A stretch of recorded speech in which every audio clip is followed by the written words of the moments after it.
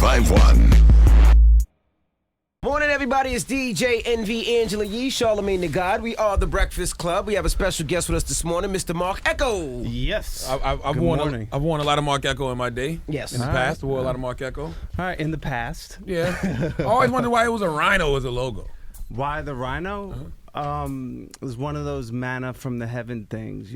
3 years into the business, I was at a trade show, and all my competitors had kind of the same logo. Everyone was using like a graffiti word mark. And I just felt like, well, how am I going to differentiate myself from, the rest of the pack?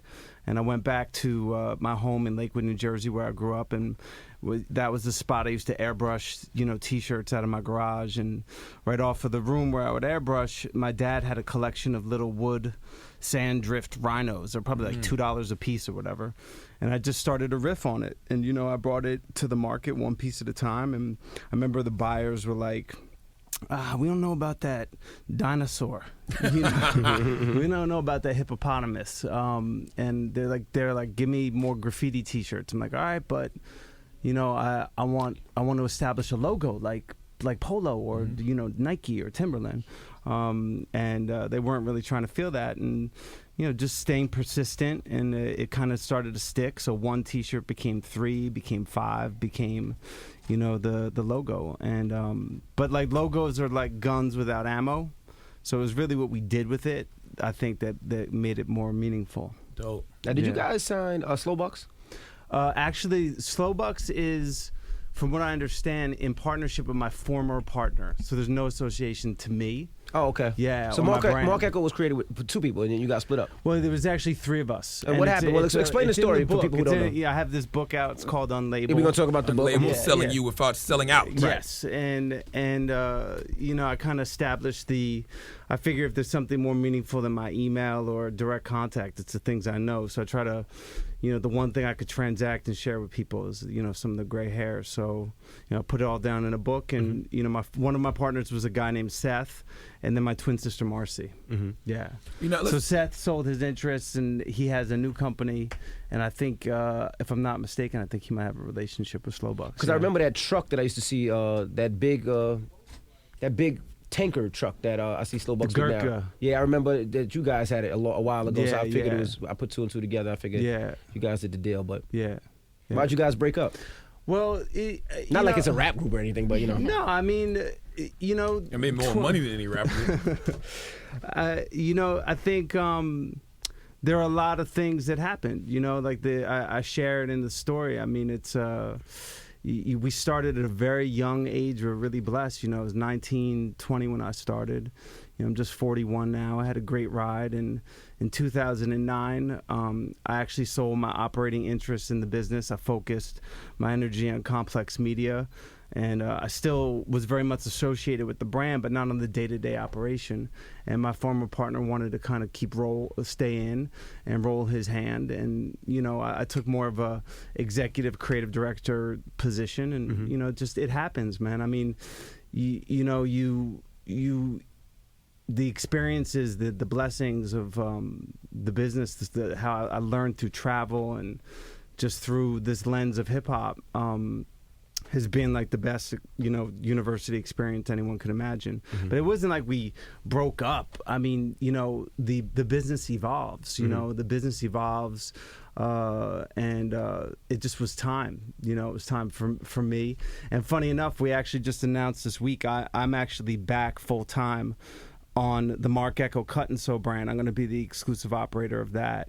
So it's kind of very serendipitous writing the book, and the book kind of really in this grisly, honest way sharing my backstory, and then here the timing of it is just really serendipitous, kind of coming back now separate. With just my twin sister, so kind of have half the band back together, it's exciting time, man. I'm blessed. Well, I've been watching your career from way back in the day, from when you first started Ecko, and then when you actually started the Cut and Sew line. It felt like you did that because you saw the shift in how people were starting to dress. It wasn't like the same kind of baggy clothes. It was getting a little bit more. There's this funny thing that happens. No, there's this funny thing that happens. You all know about it. it's called getting older, Yeah, right? And it just, we all are on this, aiming towards the same finish line. And, the Marc Ecko at 19 coming up, having airbrush t-shirts, in his garage, like hustling for Mike Bivins and, doing that thing, was a much different Marc Ecko at 30 when I launched Marc Ecko Cut and Sew. And then I remember when you started Complex Magazine. Yeah, man. And that was kind of, that was more directed to, I guess it was very much of a lifestyle type of magazine. It wasn't just music, but it was also for fashion, and it was more urban than, like a Maxim or... Well, I just, I have an interesting perspective. I think there's two things in my life that are really... If you take those away from me, in my life experience, I don't think I'd be here with the same perspective. One is having a twin sister, right? I have a twin sister, Marcy. That's how I got the nickname Ecko. I came second. My mother didn't know she was carrying twins, and that came in handy when graffiti was coming up, needing like a handle or a tag name. The second thing is coming up in the 80s in Lakewood, New Jersey, which is a really diverse place, diverse, people, diverse thought process. And when hip hop was this thing you had to go find, it didn't find you. Right.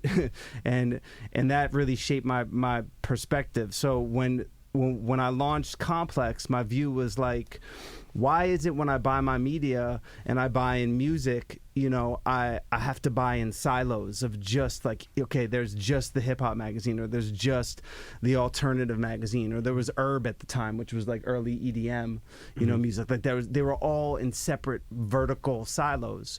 And I saw the world as more mashed up than that. I didn't think like, even though the 80s were all about like, if you were into BMX, you only rolled with the BMX kids, right? Like the basketball players, were separate, right? Or like the emo kids that were into the cult couldn't, the cult music couldn't, say, yo, I'm into hip hop too. Like the people would roll their eyes at you. And the internet blew all that up. So, magazine I wanted the magazine to reflect that. The internet is the great equalizer. That's what I call it. It is. And I mean, it's democratized. I mean, look, last month we did just under a billion page views across the Complex Media Network. It's crazy. I mean, people thought, not to tout, pat myself on my back, but a lot of people in the fashion industry try to get into the media space. And I mean, I don't know, there's another person or group from the fashion space who's done it as successfully as we have. And we need Complex to start blasting out our interviews. I heard they don't support us, right? Somebody said they had a problem with us or something like that. Someone's got a beef? They was posting a lot of our interviews, and they just stopped all of a sudden. Yeah, they said they had a problem with us for something. I don't know what it was. No, where'd you read that? On Wikipedia? No, actually someone told us that. Somebody told us that, yeah. We're not, don't divulge your information. No, we wouldn't. Yeah, let's reconcile this. Somebody did tell us. Somebody from the inside was like, they're so in bed with the other station. I really wanted you guys to be part of it. It was some type of recognition, and one person there did not want us in there for some reason. Human beings, they're so emotional. And let's talk about the title of your book, Selling You Without Selling Out, because I always say I can't wait to sell out, because you can't sell out unless somebody wants to buy in. That's right. I think people, they want to use that. They want to throw by default when they don't like something or they're cynical of something, especially like, hip hop really came up with this tension. It was like a double-edged knife in the 90s of, do you sell out? Do you commercialize? Do you not? And I mean, it was even in the music, there people were conscientious of keeping it not real. Monetizing. Yeah. And I think that's a common thing with all creatives, right? All inventors, founders, whatever good or service. There's this tendency to be overly emotional and hold on to your product and like, it's not ready yet, rather than saying, let's just get it to the vicinity and try. And I define selling out as like double crossing your creative intent, right? So if you double cross your creative intent, either to exploit it just for the transactional side of business, cash, right? Or for something, in some cases, I've met people that are doing something more sinister, like they're selling out for something more sinister or some kind of selfish, thing. But I try to share with people and write this as a business book for creative folks. Maybe they're 16 to 20 something, or maybe they're in their late 30s thinking about a career shift. I really try to put all my gray hair to work, and I knew that the title would make people flat-footed because they're like, oh, who, Marc Ecko? Like selling, he's a sellout. Like they just like default, like sellout. Yeah. So let's talk about that in an intellectually honest way, right? That's what I try to do with this book. When did you first sell out? when did I first sell out? I don't know that, I quote sold out in the way that I define it in the book. I think, I recall being really overly emotional and like kind of hiding behind my art for the first probably decade of my career, and I reflect on it. It wasn't because I didn't want to, succeed financially. It's because I was afraid. It was like afraid of either these constructs in my head that were like, gatekeepers, right? Like the ridicule of your peer set or some industry group, or, at a university, it's your professor, it's how they grade you.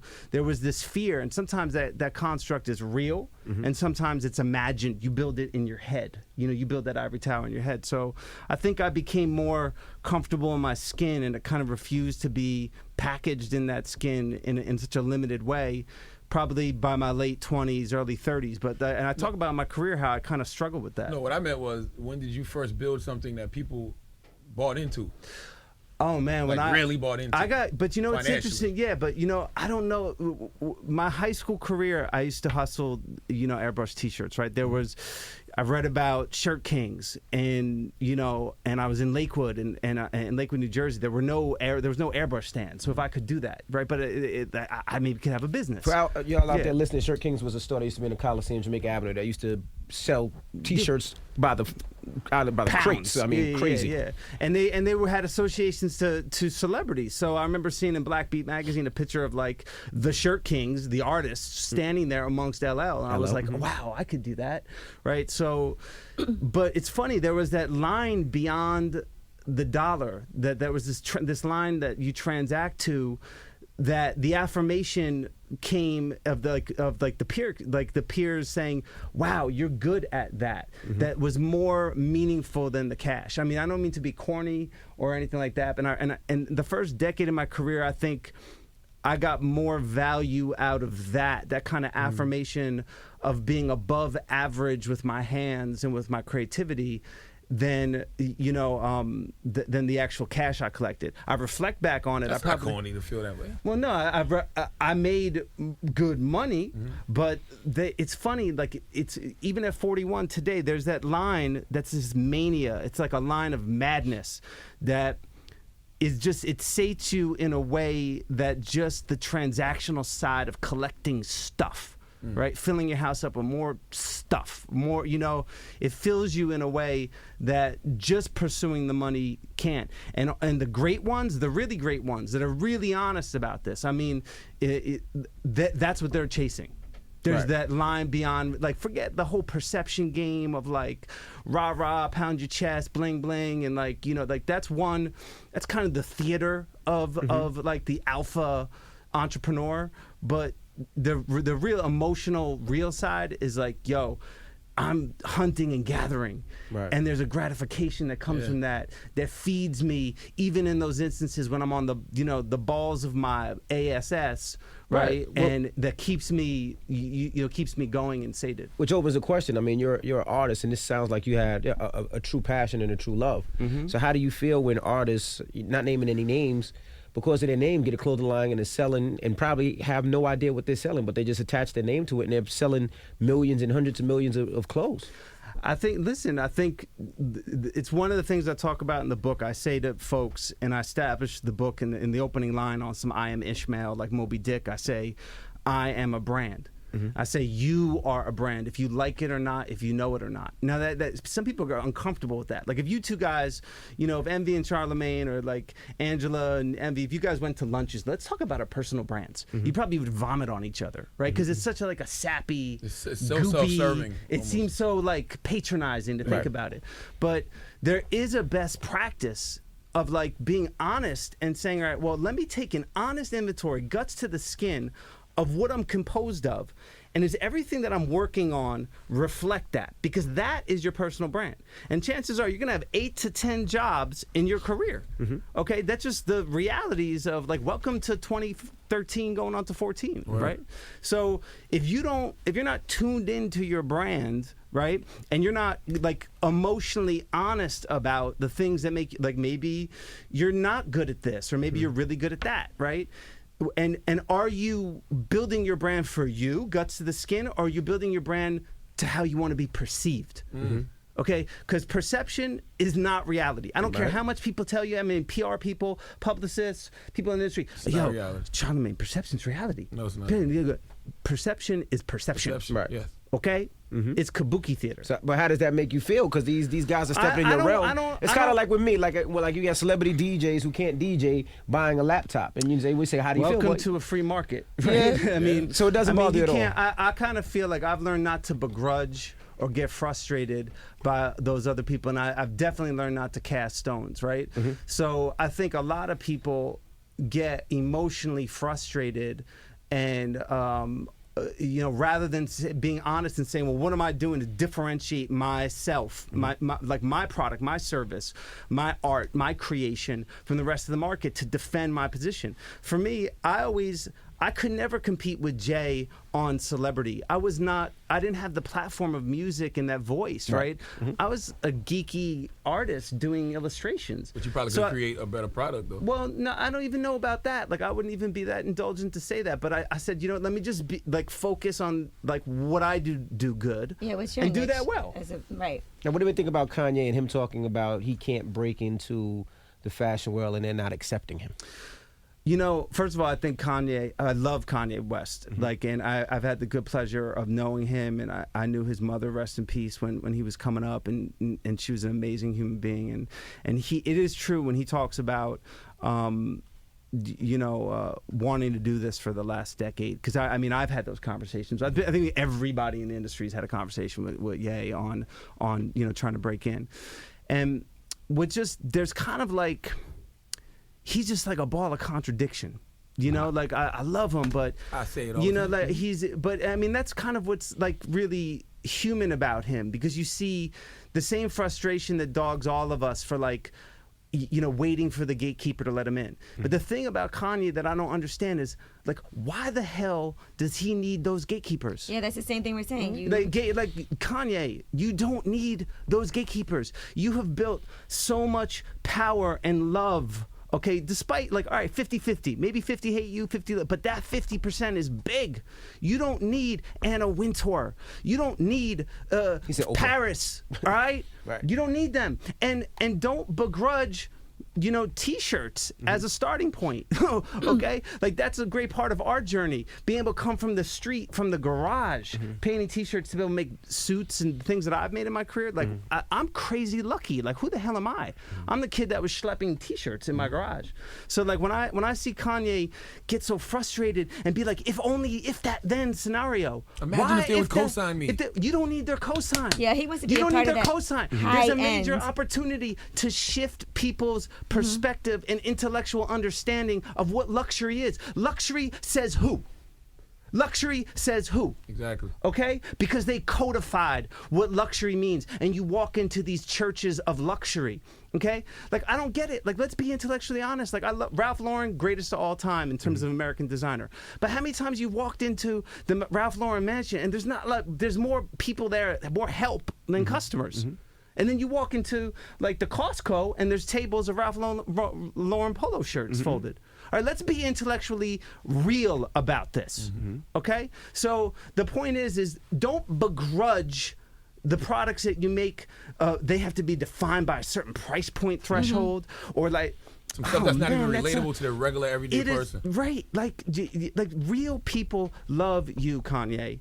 Okay, we loved him. Yeah. I don't love this new guy. This new guy, I can't relate to him at all. No, I think he's going through an honest place, man. We've all been we don't know what it's like to be in his shoes, to be he said, he feels like a caged animal, and you see, his world and our world are it's apples and oranges, right? So he just wants to get it out, and I think maybe because he feels like he has all those controls, it's all right there in the keyboard.